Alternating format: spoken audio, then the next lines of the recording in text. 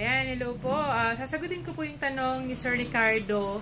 Sabi niya, Ma'am, malalaman ba sa tamod or sa similya kung baog ang isang lalaki?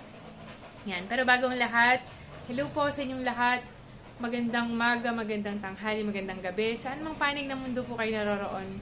Sana po ay mabuti po ang inyong mga kalagayan. So, ang sagot ko po kay Sir Ricardo, yes po.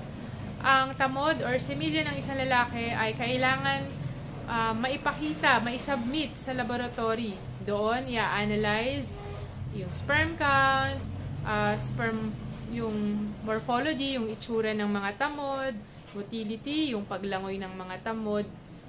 Ganon din po yung quality. Ayan, sine-check. Pati po yung volume, gaano ba karami yung semilya na nailabas ng isang lalaki. So, based po sa mga parameter na yan, malalaman kung hindi pumasa, wagsak, is considered po na baog or hindi magkakaanak ang isang lalaki or hindi siya makakabuntis, ganun.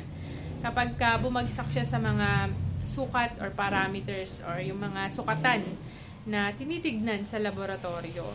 So, yun nga.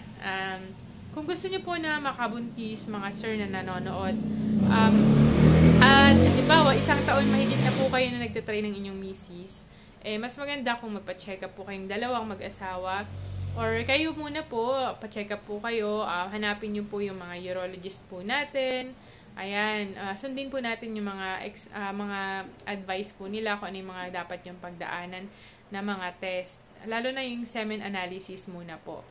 Ayun, hanggang dito na lang po muna. Sana po ay may natutunan po kayo. Ay, thank you po. Shoutout po sa mga nagko-comment and nanonood sa aking videos. Bye-bye po. See you on my next video po.